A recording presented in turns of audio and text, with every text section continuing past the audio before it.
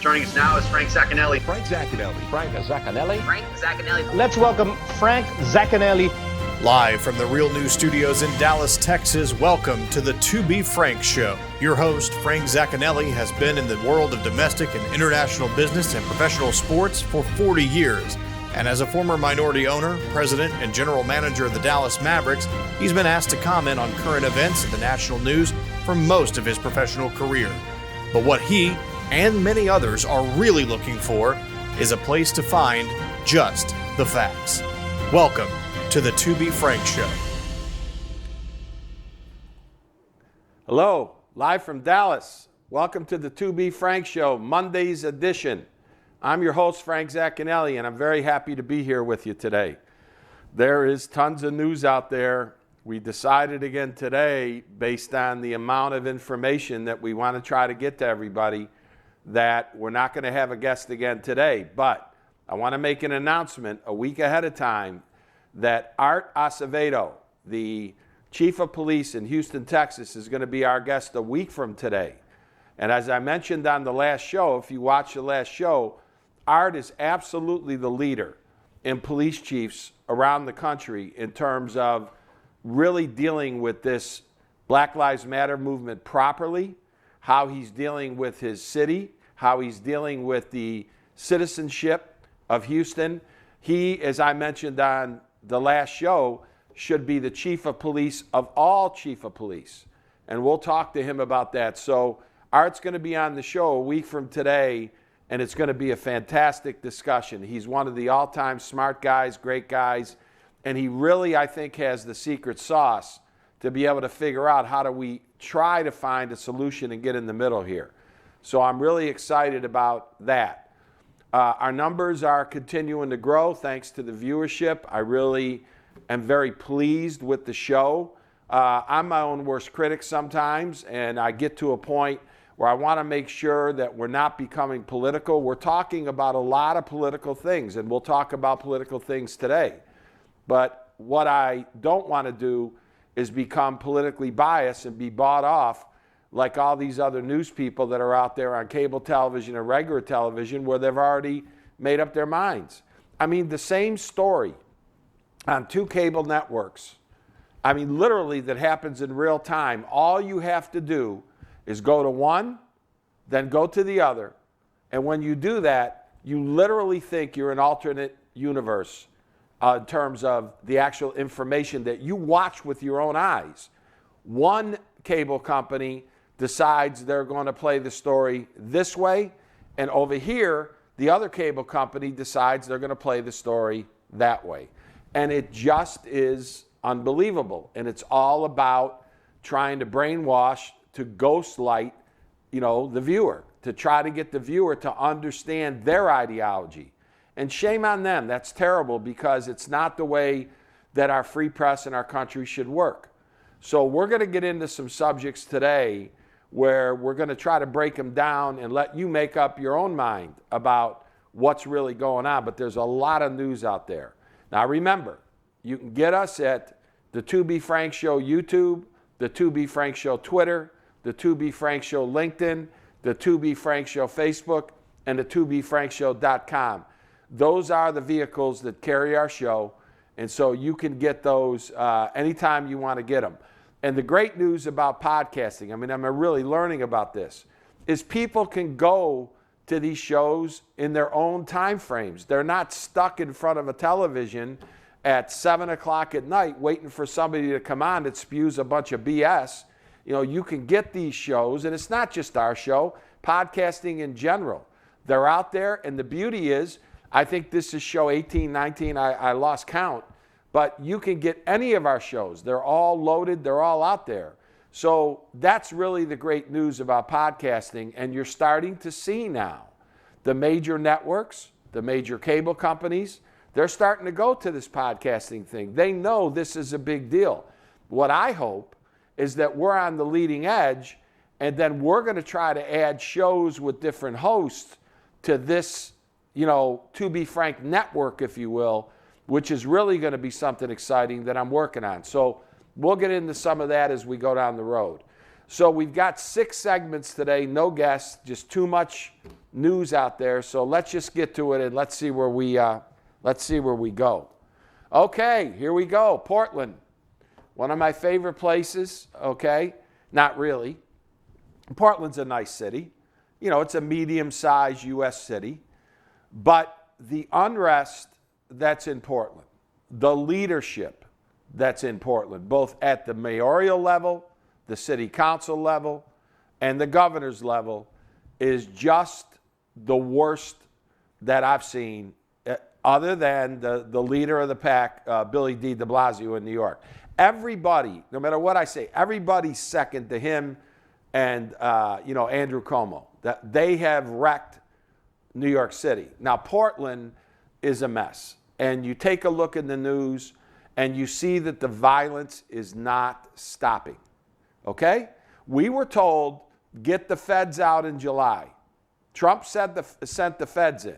And we were told by the local authorities, get the feds out and things will calm down here. Well, that was the biggest crock of garbage ever laid on anybody, because not only has it not gotten better, it's gotten worse. I want to watch this tape and then I'm going to make some specific comments. Roll the tape. A little bit.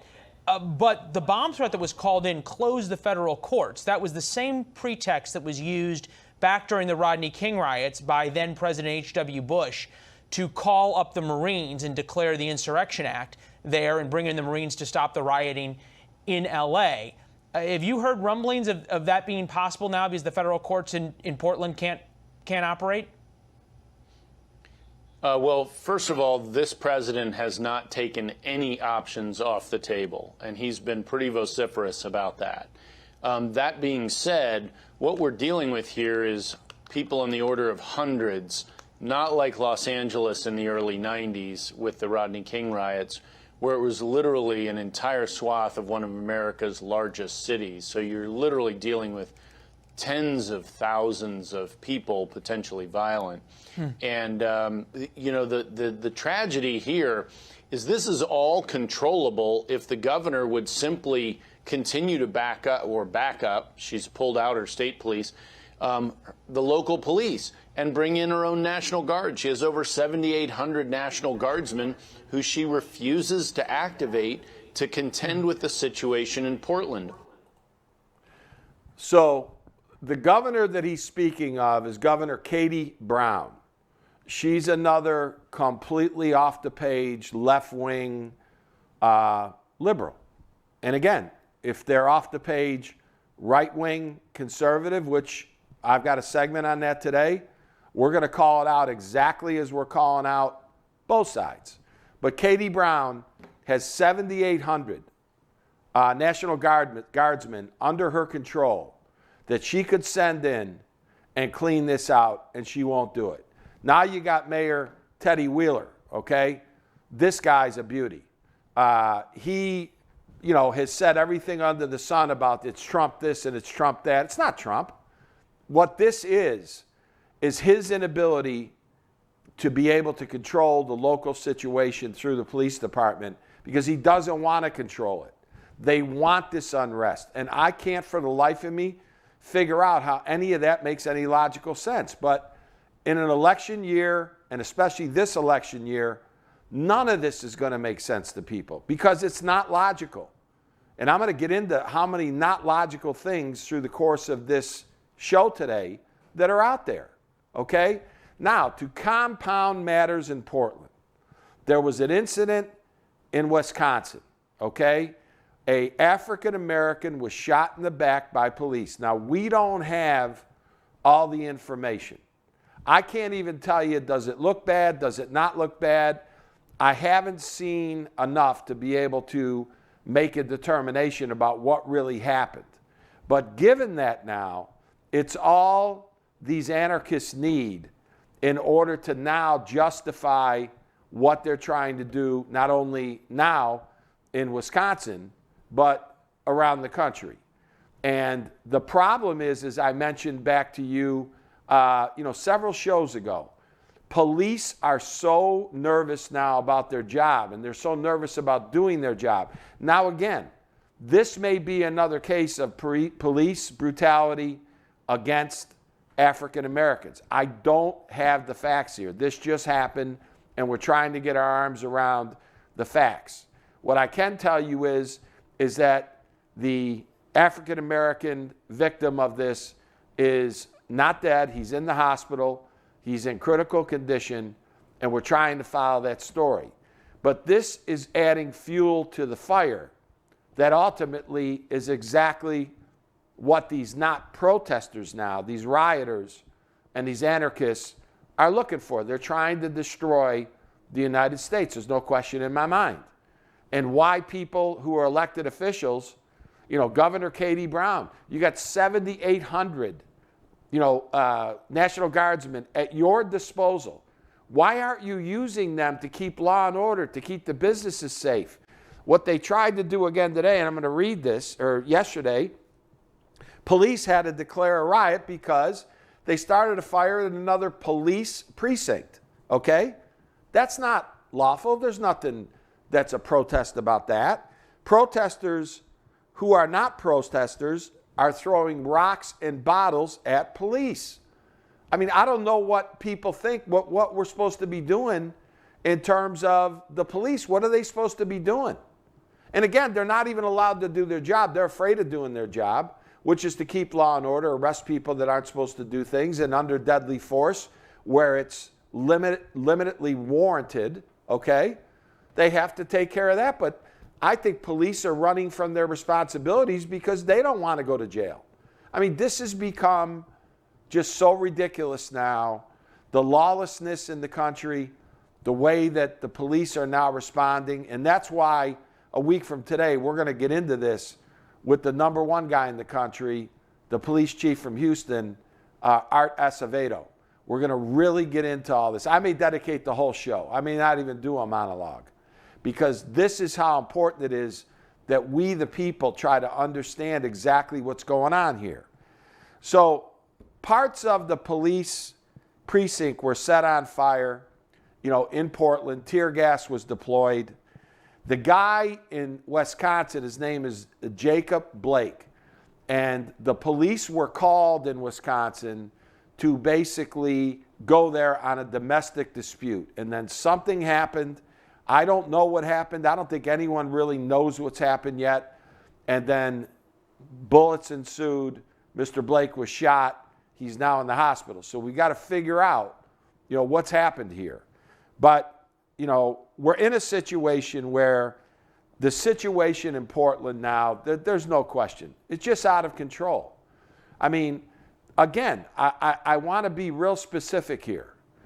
In July, Teddy Wheeler, went on national television and said, if you get the feds out of here, we'll control this and it'll calm down. It has done the opposite.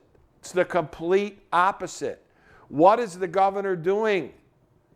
What is she doing? She's part of the same birdwatcher program that Andrew Cuomo is. She's got, the binoculars that she's looking out her window. What are you doing? You're going to have to stop this, or your whole city and your whole state's going to get ruined. Because the criminals in these cases that are not protesting anymore, these aren't protests. Damn anybody that calls these protests. They are trying to gaslight you. If you hear any of this and you hear the word protest, turn your TV off. Go to another channel. Watch the To Be Frank show, because it's ridiculous. What's going on here is that these are anarchists. These are bad people, and they don't fear the local police. So what's going to happen? What are they going to do? They're going to keep doing what they're doing. Yeah, 14 people get arrested. They get out in probably 5 hours. Okay, they're back on the street the next night to cause more problems. I mean, this is what's going on. There's no any ifs, ands, or buts about it.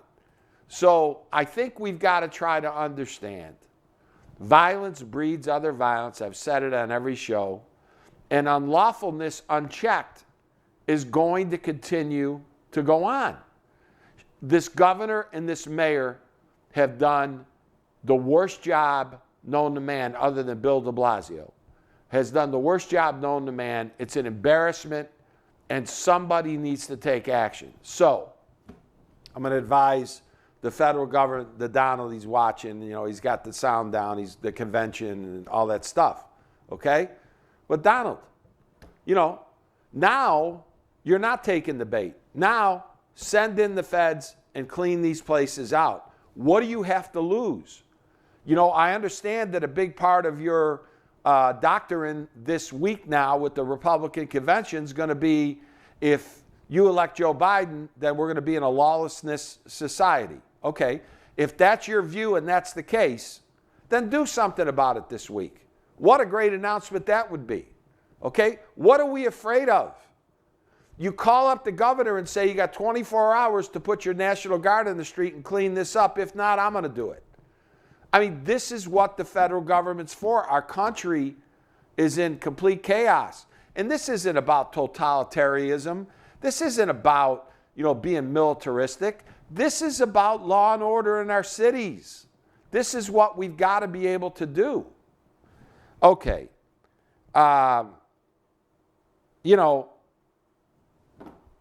Just to close out this segment, really, I think that this is an indication of the deep divide that we continue to talk about in our country. I can't help but think, and you're going to hear me say this now in 2 or 3 segments that I'm doing today. I can't help but think that politics is ruling the day here. And it's really sad. We're going to have a segment on the FDA, and we're going to talk about our politics now ruling the day as it relates to the coronavirus. If it is, shame on everybody, Republicans, Democrats, everybody, because this is not what we need to do in a free society. We've got to stem the tide here, but we have to take action. The time has come and gone. And again, if Trump wants to be, so he says, the law-abiding president, the law president, okay? Do something about it. Now, with Joe Biden and Kamala Harris, the longer you stay silent and the longer you don't say anything about any of this, it's going to come back and it's going to become your coronavirus. Say it every show, okay? What they're doing is a gigantic mistake. If I was advising them in the room, they're going to have to condemn certain situations.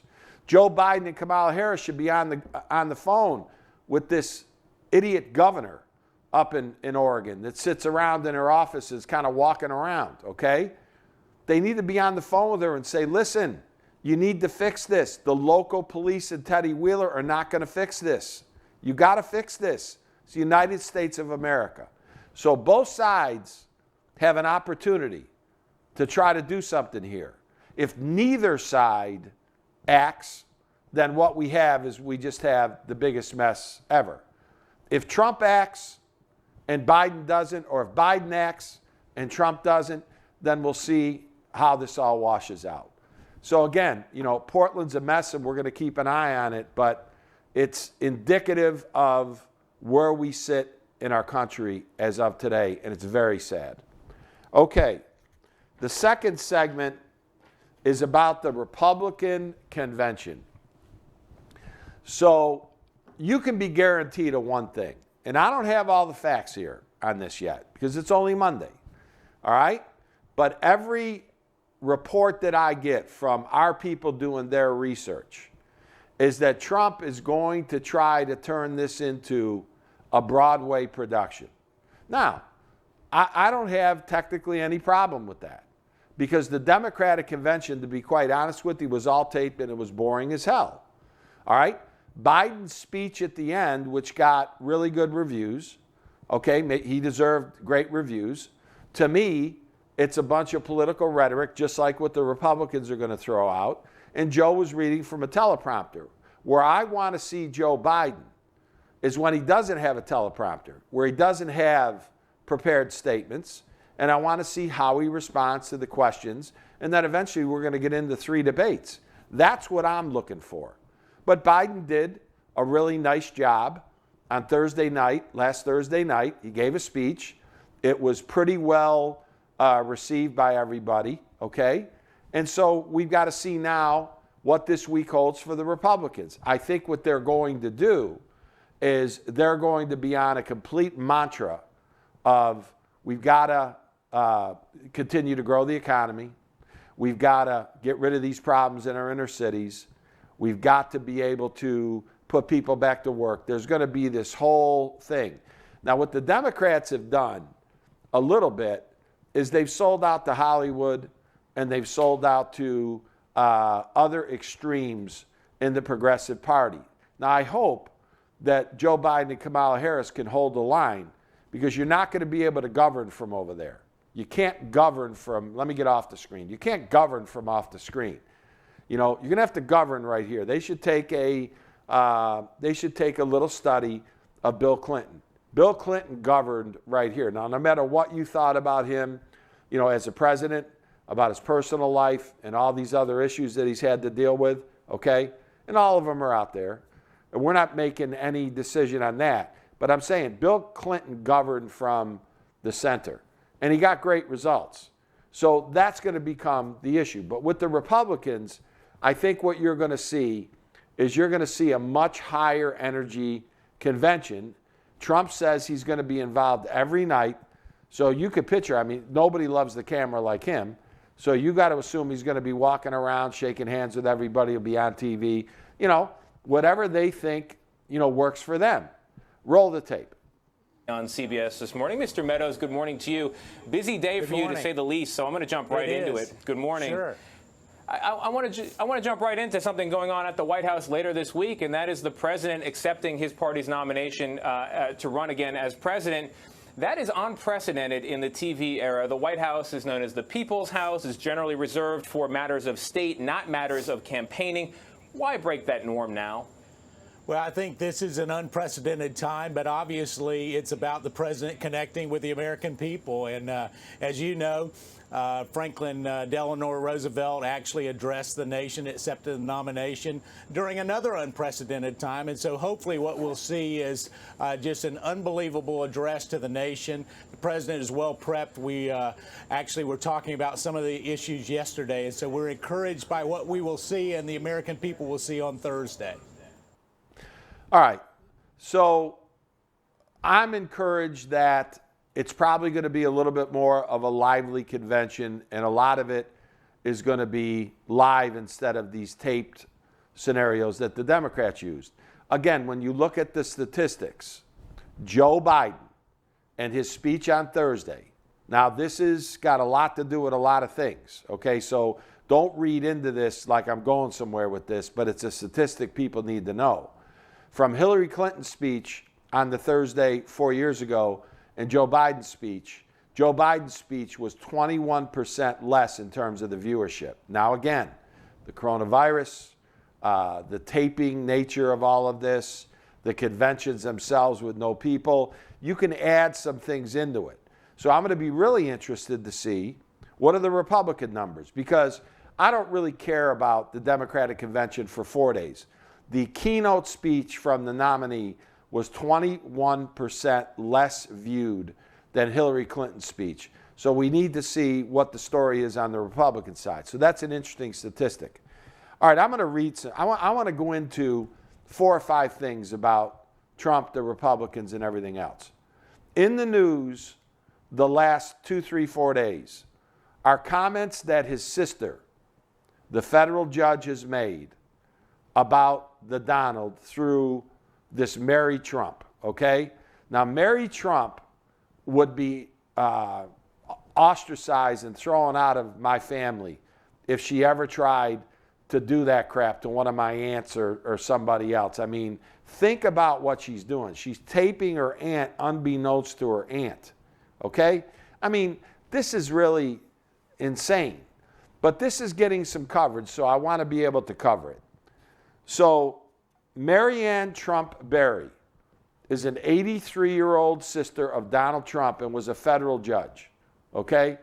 And she was secretly taped by one of her nieces. And it's the niece that wrote the book on the Donald that basically, you know, said he's out of his mind, he's this and he's that. Well, they have Donald Trump's sister on tape saying 3 basic things. The Donald is out for the Donald, okay? Marianne Trump Berry says the Donald is out for the Donald. He has no principles. and he has a lack of preparation in what he does. Okay?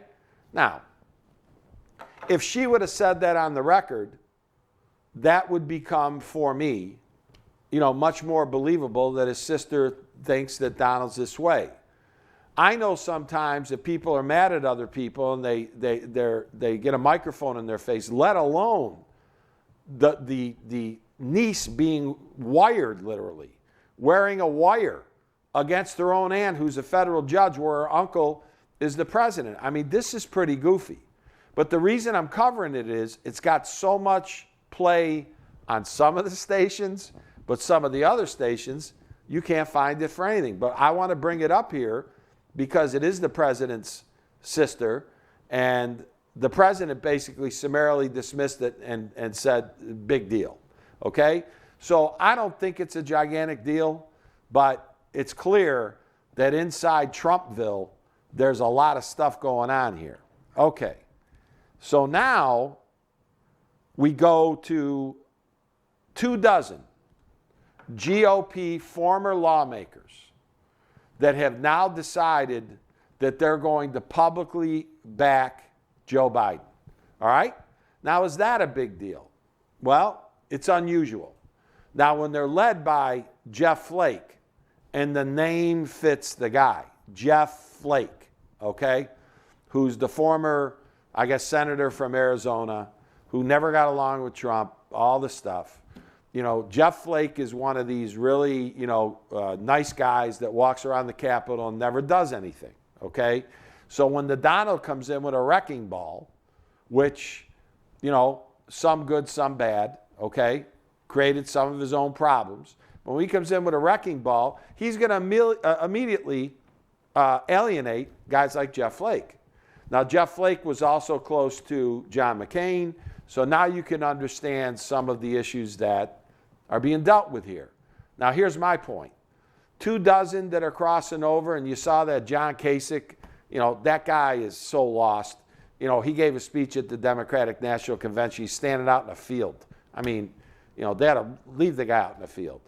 But these 24, if Mitch McConnell turns, if Ted Cruz turns, if people that are now in the Senate turn, then I think, we got something to talk about. But this has also been in the headlines. I know people have read about it. There are people in the Republican Party that are upset with Trump. And so this is an outfall of that. Now, interestingly enough, the contrast between the Republicans and the Democrats, do you know that there were many progressives last week at the Democratic National Convention that had a gigantic problem with Michael Bloomberg, who's given the party, I mean, I can't even add the numbers up. I mean, this guy's like worth $20 billion, okay? But he's given the party an enormous amount of money, hundreds of millions of dollars. Progressives were upset that he was allowed to come to the convention. That's the problem on the Democratic side. That is as indicative of what the problem is as this show and me as your host sees it as anything else. Michael Bloomberg should be embraced.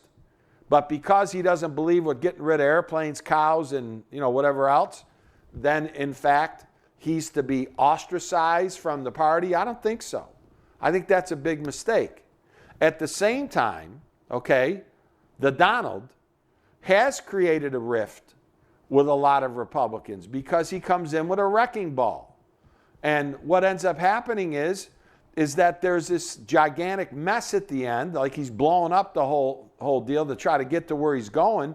I just think there's a point of least resistance plan that probably is a little bit more subtle that would probably give people a better sense. Now, I've got to get into this one when we talk about the Republicans. And I want to say this right, and I don't even know the exact pronunciation of this. So write in, talk in, QAnon, okay? QAnon. That's how I say it. I may be saying it wrong, but it's the group that's out there that is the conspiracy theorist group that says Trump secretly is saving the world and he's doing this and he's doing that. And this whole thing has upset a lot of sitting Republicans that are in the Congress, okay? Trump basically, now I want to get this right. Okay, so he says, I don't know much about the movement besides the fact that they like me very much. Now that is quintessential Donald Trump. As long as you like me, I don't really care, what's going on out here. You guys could be the biggest conspiracy theorists since who knows what, but if you like me, it's okay. And then the people of, now this is Donald's words, quote unquote, the people of this movement love our country. Okay? So he throws that in there. I don't really know what to make of this because he does these things on a regular basis. And the only one, I'm going to keep going back to this. There's good people on both sides, okay? I don't know why he says things like this, okay? There's nothing good about the KKK. Nothing, zero, end of conversation. They're the most racist operation in the history of racist operations, and there's nothing good about it, okay? There are no good people over there. But what ends up happening with the Donald is he can't seem to see his way through these things. And again, I told you about the press conference where they bring up the birther issue on Kamala Harris, and I told you, how to handle it. She's born in Oakland, next question. I mean, it isn't that hard. Well, Mr. Trump, Mr. President, what about this QAnon group? Listen, they're out there. I don't know anything about them. Next question. I mean, I don't get why he does what he does. Because all he does is kick up dust that he doesn't need to kick up. Now, remember the premise of this show, okay? We are now 70 days, plus or minus, we're right in there, from the election. The bases are now set. 40% over here, 40% over here. The election is going to be won in 11 swing states with the people right here in the middle. Now, math is really simple. I'm a kind of a math guy. I think about things in mathematical terms. I got to get a bigger percentage of that than the other guy if I hope to win the presidential election. That's what this whole thing is down to. When you're now talking about QAnon, which is one of the most radically right, crazy operations that exists in today's world, that's as deplorable as everything that's gone on the Democratic side, where they're embracing ridiculous left-wing things. To show you that this show sees both sides of this. This is not good. So he gets himself into these controversies, and they're unnecessary. But I don't know why he keeps doing it, but he does it. Okay, so we're here, and you got the GOP leader, Kevin McCarthy. Now, Kevin McCarthy, on all indications, who's the minority leader in the House of Representatives, right underneath where Nancy Pelosi's the speaker, then he's the minority leader.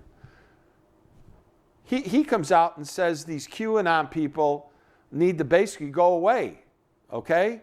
So this is the issue that the Donald gets himself involved with now not with 24 people that used to serve in our government, but we're talking about the guy who runs the Republican side of the House of Representatives. Kevin McCarthy is as nice a guy as there is. I mean, I don't see anything that he's ever done or said that's off the wall. And he's like, Donald, get away from this.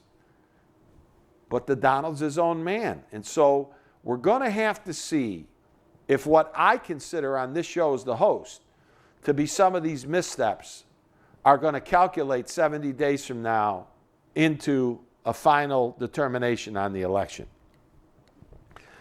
So we're going to watch the Republican convention, and we're going to see what's going on here. And I promise you it's going to be a little bit more lively, The Donald will be front and center every night, so it'll be pretty good TV. So let's keep an eye on it, and we'll decide what it is at the end. Okay. I know everybody's been paying attention to this, okay? Colleges now and universities are shutting down in-student classes, literally 5 to 10 a day, okay? Notre Dame, and we're going to go through a bunch of stuff. All the big schools are starting to come to the conclusion that we can't really take the risk of bringing all these kids on campus. And there's a reason for that. And I've covered this over and over and over on this show in the last, 3-4 shows. College kids are not going to be disciplined enough to sit in their dorm and read a book. They're just not going to do it. Now, I've made a self-confession that I probably one of those kids that wouldn't do it. Okay, like I said, there could be nuclear war from the Russians, and I'm in the car going to Daytona, all right, for spring break. I mean, that's just the way it works. I didn't miss, other than the basketball season, because I was a college basketball player, but I didn't miss a lot of keg parties before or after, the basketball season. But we lived in different times, and we lived in different circumstances. And the situation in the schools now is becoming a real serious thing. Now, let's go from the universities and let's go down to K through 12. I've talked last week, to a bunch of active teachers in different school districts that every one of them is pretty consistent telling me there's a lot of misorganization, that the schools still don't really have the final game plan about what's going to happen in terms of the size of the classes, in terms of the distancing, in terms of masks, in terms of all kinds of fundamental things. And then, as I've mentioned before, not at the university level, but in K through 12, the distance learning scenario is clearly not perfected. And so that's a big problem. And several of the teachers that I talked to said we should have spent the summer talking about alternative things that we needed to do in case we can't have in-student classes. And we spent the whole summer doing nothing, basically, except waiting for instructions from the school districts and from the states. And that's a big mistake, because when you really start to now think about this, okay, there could have been a 2-3 month period where there was an extraordinary amount of planning. And when you plan for something, it's like anything else. You've got 2 or 3 different fallback positions that you plan for, okay? That's in anything that you do, all right? If A doesn't work, then we're going to go to B, and where we might go to C, and we might go to D. What I'm hearing from the actual teachers, now this is in New York State, this is in California, this is in Texas, this is in Florida. So I got a pretty good cross-section of this, that all of them are the same, that everybody's betting on the fact that they're going to be able to just bring kids in and everything's going to be okay. I'm here to tell you it's not going to be okay. You're going to have problems. And what they're telling me is there really isn't the backup plans. So let's go back now to the universities. I think that the K through 12 group, when we start talking about those students, and let's just take K through 8, those students are going to be pretty well harbored by their parents, okay?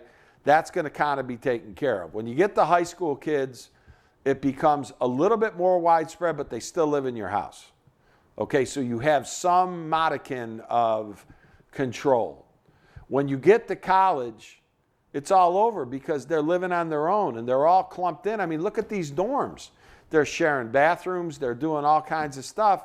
How do you think that this coronavirus is not going to spread? Now, every indication of the coronavirus and every projection, as I've gone through, is this has got another 12 to 18 months left here in the United States. You're seeing Europe now. I talked to one of my good friends in Italy over the weekend, and he said, Frank, there's some reoccurring problems now with just the Italian population because they're starting now to congregate. And he says, you're starting to see the numbers go up. You look at Paris, France, they've skyrocketed, okay? They've skyrocketed. So this is going to be around us without a vaccine, and we're going to cover some of this stuff. Trump had a press conference last night. We're going to talk a little bit about that in another segment. But as it relates to these schools, I've said it over and over and over. I don't know the right answer. I think there is no right answer. I think it's going to be dependent upon district by district, state by state. But what I'm here to report based on our research at this show is that the school districts are not on top of this in terms of the alternate plan scenario about what if this doesn't really work. The colleges, they speak for themselves. Roll the tape. The University of Notre Dame has confirmed that more than 400 people have tested positive for coronavirus since students returned to campus earlier this month. This just days after the school student newspaper issued a dire warning, releasing an editorial headline, "Don't make us write obituaries." The piece implores the campus community to approach the virus in a serious manner in order to save lives. Notre Dame just releasing a statement in response, writing in part, quote, "We're on the same page. Students, faculty, and staff are all in this together, and it's only by working together that we can stay safe." Well, joining me now is Maria Leontaris, the editor-in-chief of The Observer and a senior at St. Mary's College, and Mariah Rush, The Observer's managing editor and a senior at Notre Dame. Ladies, thank you so much for joining me on your weekend especially. Maria, do you agree with what the university said, that everyone is on the same page here? Yeah, it's good to hear that our message has been received and that everyone on campus is working together to better our situation. Well, that's a move in the right direction, I would say. But Mariah, the editorial is asking everyone, students, the administration, and faculty, to do everything in their power to make sure that students stay safe. Is that what's happening? Because we continue to hear about parties off campus and students breaking rules that are not enforced. What is your make of that? Well, we really hope that people took our editorial seriously. That was one of the major reasons for it. We saw some of our peers taking coronavirus as maybe just a minor inconvenience for them.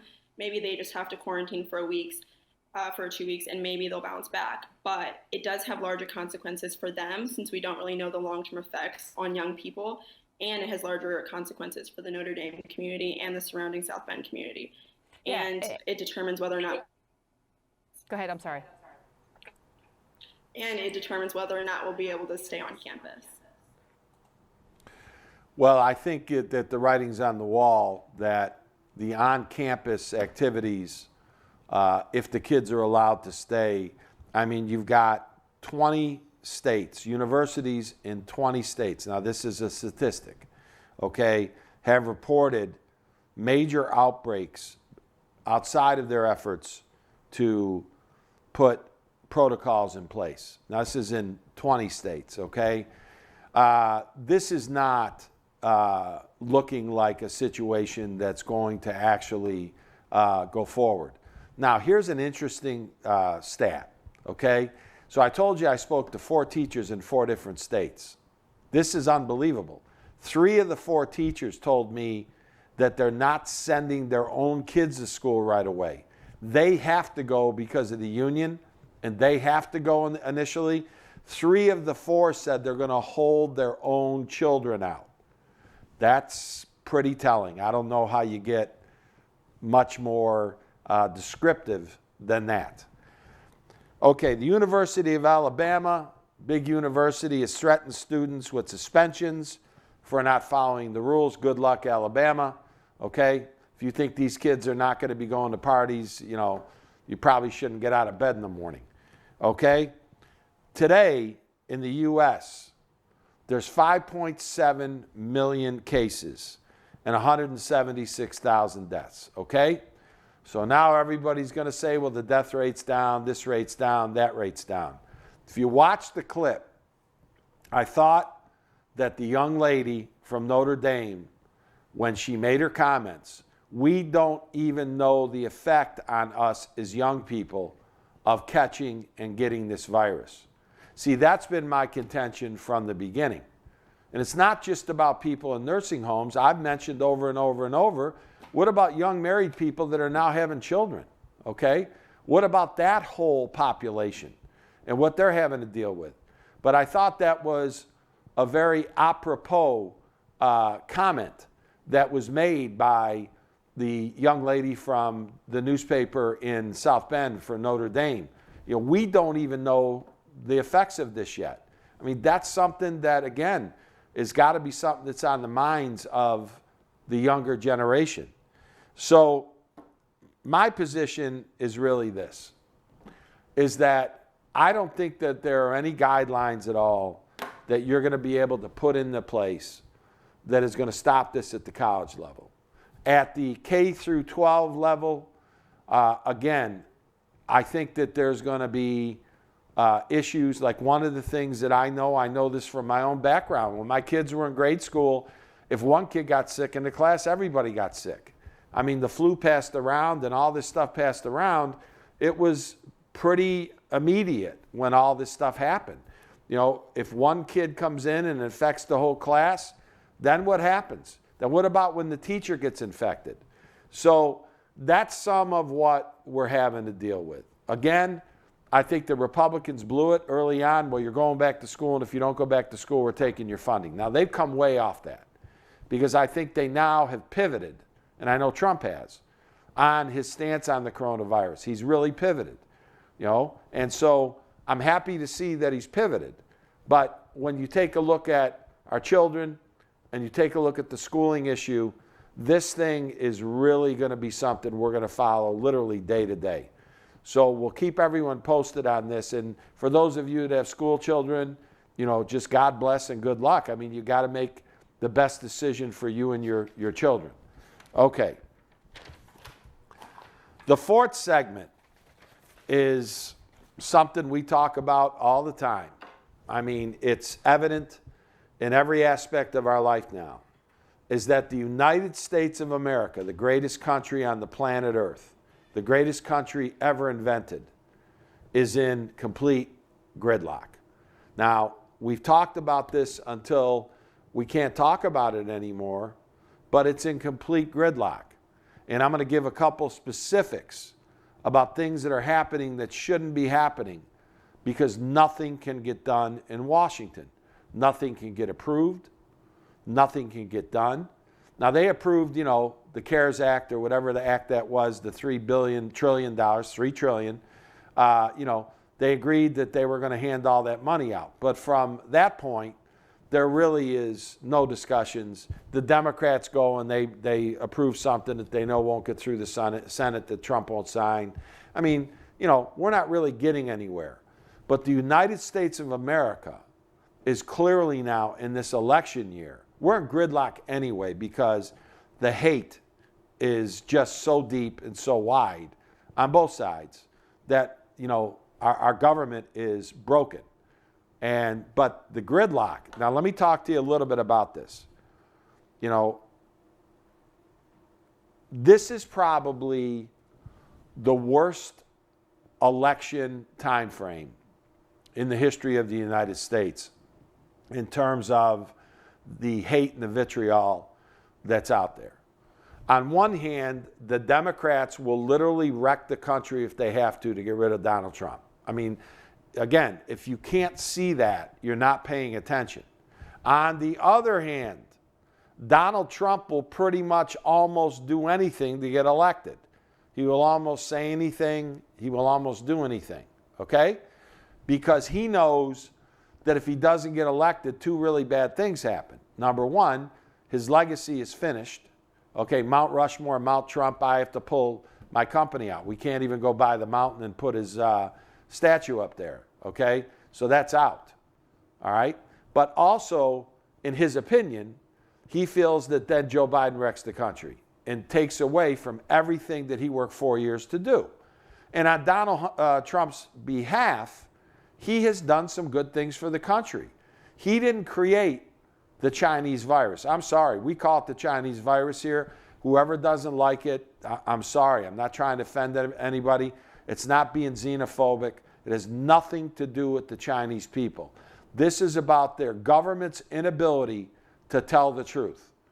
They start this in a lab, and the next thing you know, their country's getting infected, and they lie about it. They throw out journalists. This is the Chinese virus.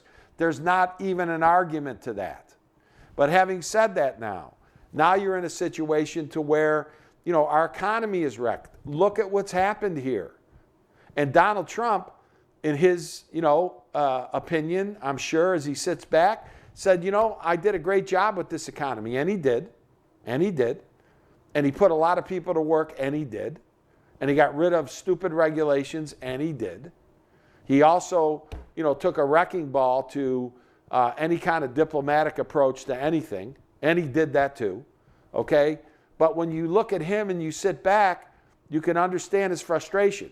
I understand the frustration as an American, okay? This Chinese virus has set us back. It's the worst scenario in the history of my life. I can't think of any that are even remotely close to this in my lifetime.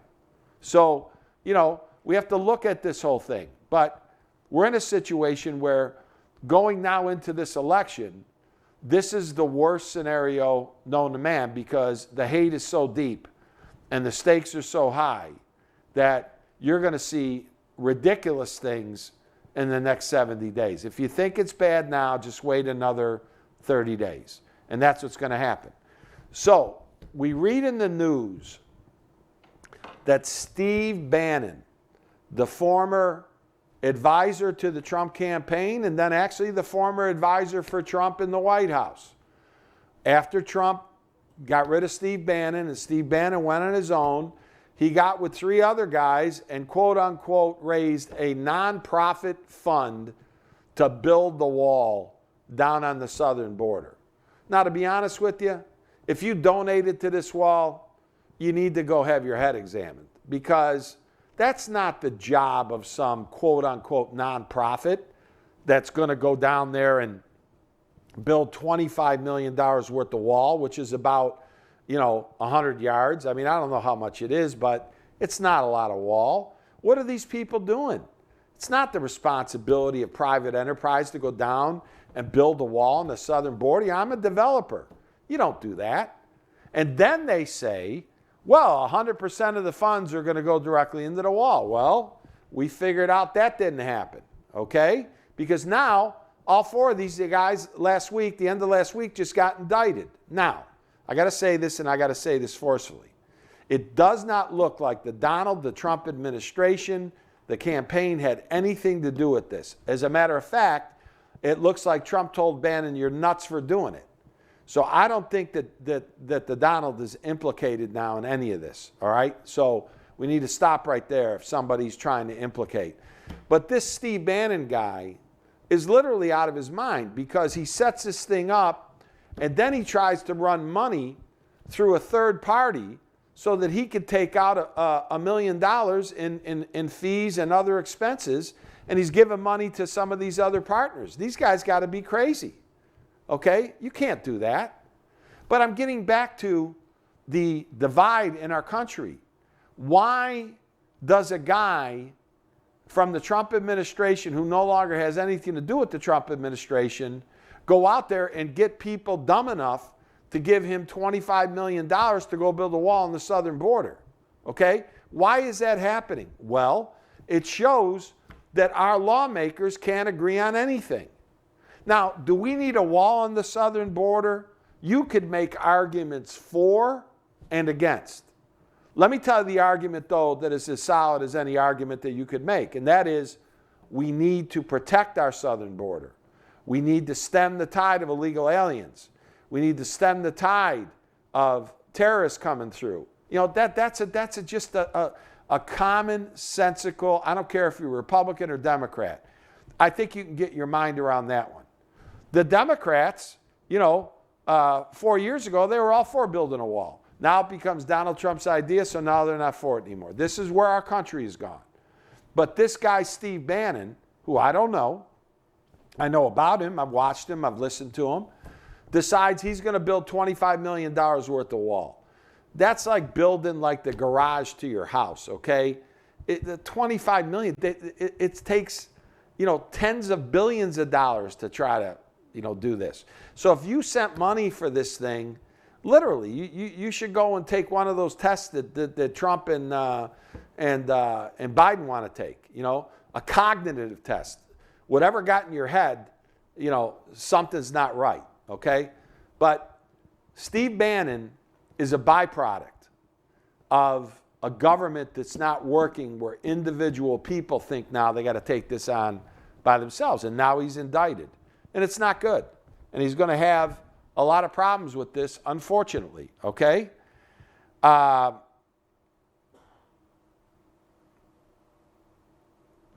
only other thing that I can say about this whole scenario is we now go to the situation with Trump and where he's going in terms of if he gets a second term, right? Well, if he gets a second term, what he's going to do is he's going to keep building the wall. He's going to keep getting rid of regulations. Hopefully, he's going to clean up the cities. And he's going to try to put the country back on track. The biggest mistake, and this is going to go down 100 years from now when none of us are around, the biggest mistake that Donald Trump made is he underestimated the coronavirus and he downplayed it. I mean, I've been saying this on every show, okay? That's the situation that he's in. Now, let's go over to the Biden camp.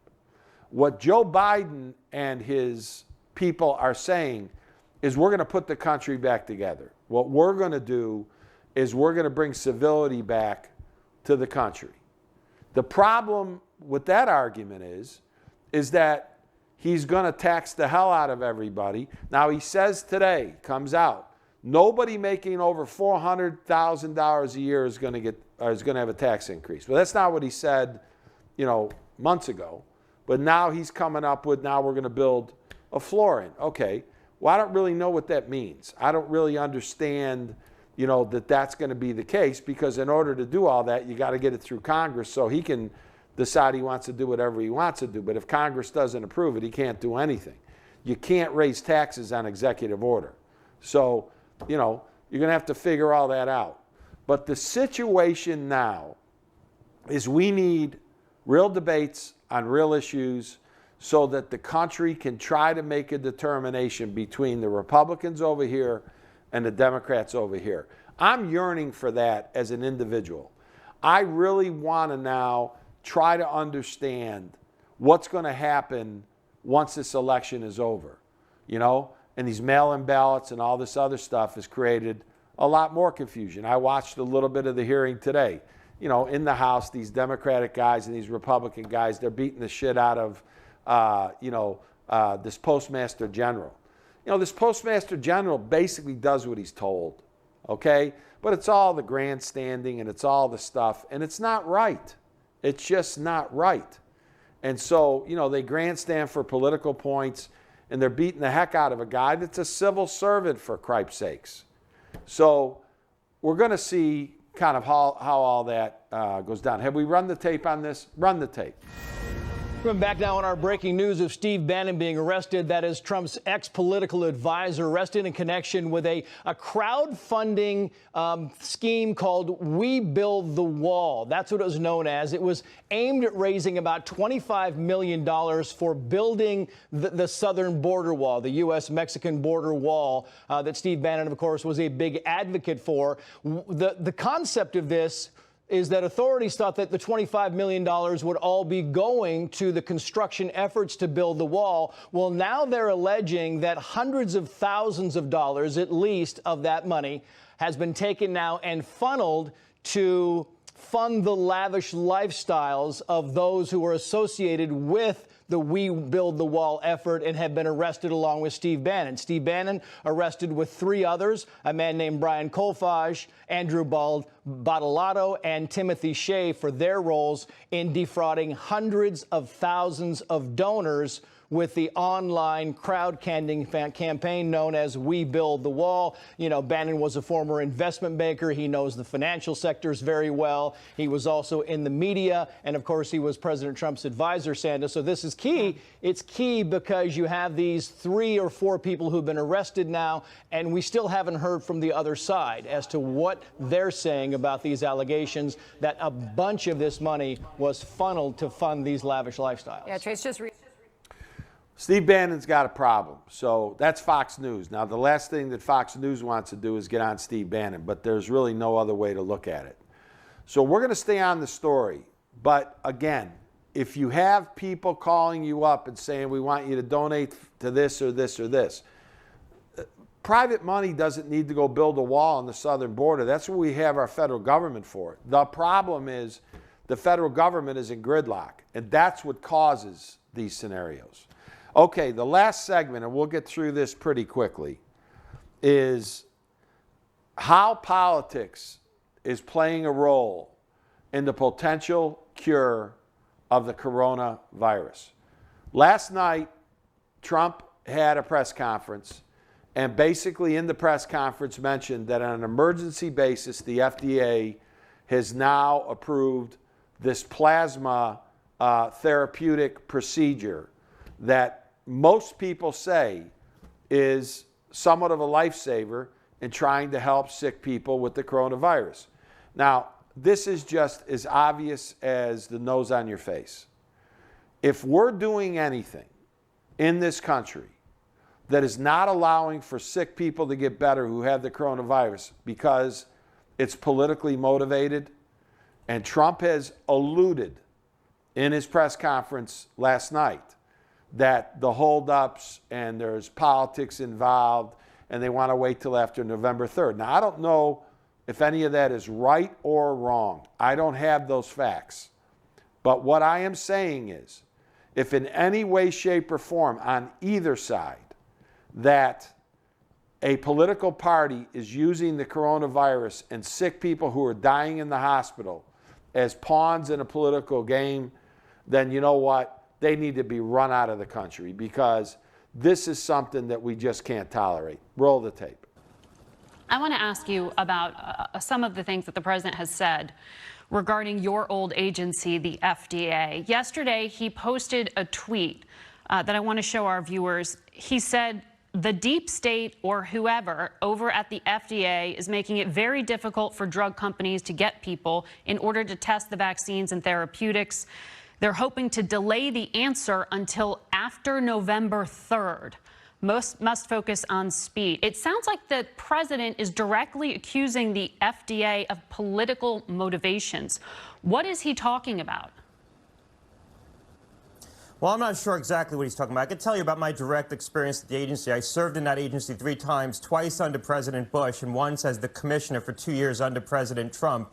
And when it comes to regulatory decision-making in that agency, it's a foundational truth that what guides that agency is science and a deeply seated sense of public health mission that permeates that agency. It's a part of the esprit de corps of the staff of that agency.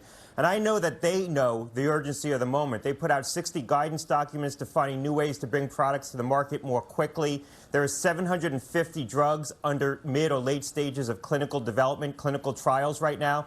So I firmly reject the idea that they would slow walk anything or accelerate anything for that matter based on any kind of political consideration and any consideration other than what's best for the public health and a real sense of mission to patients. Well, as for the clinical...